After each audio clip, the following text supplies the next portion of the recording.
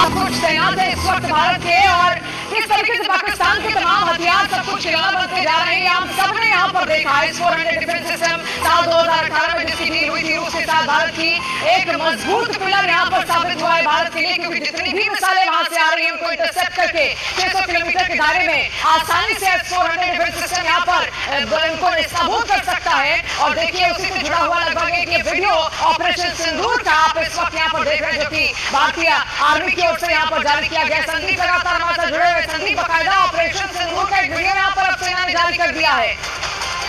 बिल्कुल, देखिए ये जो कार्रवाई है ये भारत की वो कार्रवाई है जिसने कि पाकिस्तान के जो अटैक है उनको विफल कर दिया, और इस तरीके के वीडियो आर्मी की तरफ से जारी किए गए हैं। खास बात यह है कि सिर्फ S-400 एयर डिफेंस सिस्टम ही नहीं बल्कि जितने भी ऐसे एयर डिफेंस सिस्टम भारत के पास हैं उन सब का इस्तेमाल हुआ है। जिस तरीके का टारगेट चूज करना है उसी हिसाब से उनके वेपन चूज किए गए, और यही वजह है कि एक भी अटैक जो है वो सक्सेस नहीं कर पाए। जम्मू के कुछ इलाकों में तो बहुत ज्यादा अटैक करने की कोशिश की गई। हालांकि कश्मीर की बात करें तो कश्मीर में LOC के पास फायरिंग जारी रही, लेकिन वहां पे ड्रोन अटैक का बहुत ज्यादा जो है वो तस्वीर नजर नहीं, लेकिन सबसे ज्यादा फोकस पाकिस्तान का जम्मू की तरफ था। और यही वजह है कि इतने ज्यादा तादाद में ड्रोन जो है वो पाकिस्तान की तरफ से भेजे गए, लेकिन एक भी ड्रोन को जमीन पर हिट करने नहीं दिया गया, उनको आसमान में ही जो है न्यूट्रलाइज कर दिया गया। जैसे मैंने कहा कि भारत के पास बहुत बेहतरीन एयर डिफेंस सिस्टम है, जिसमें S-400 है जो कि 400 किलोमीटर तक मार करता है।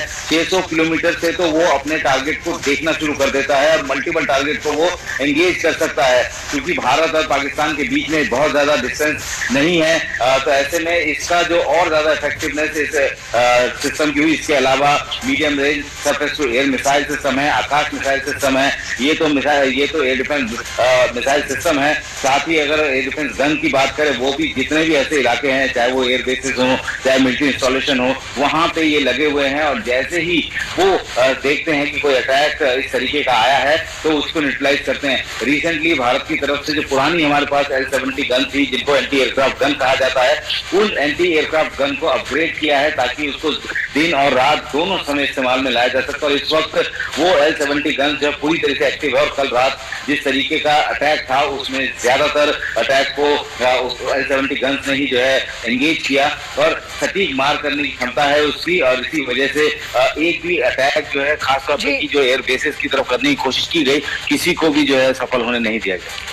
जी, किसी को भी सफल नहीं, सब कुछ नाकाम यहाँ पर हुआ। एक तरीके से पाकिस्तान की ओर से जितने भी हमले यहाँ पर किए गए सब नाकाम रहे, सब ध्वस्त यहाँ पर रहे। अमित लगातार हमारे साथ जुड़े हुए हैं। अमित, आपने भी इससे पहले जिक्र किया था कि पहली बार भारत ने इस तरीके से, अब हम तमाम भारतवासियों ने ऐसी सिचुएशंस यहाँ पर देखी, कैसे आसमान से ही आसमान में जो मिसाइलें यहाँ पर सब ब्लास्ट होता है, सब कुछ चमकता हुआ दिखता है, लेकिन नीचे सब कुछ ब्लैकआउट यहाँ पर होता है। सिचुएशंस यहाँ पर पैदा की गई, लेकिन देखिए बहुत रणनीति का हिस्सा रहता है कि किस का चयन आप किस तरीके से कर रहे हैं। और इसमें तारीफ करनी पड़ेगी भारत की, S-400 डिफेंस सिस्टम, इसके अलावा जितने हथियार यहाँ पर इस्तेमाल किए गए अब तक वो सक्सेसफुल ही रहे भारत के लिए।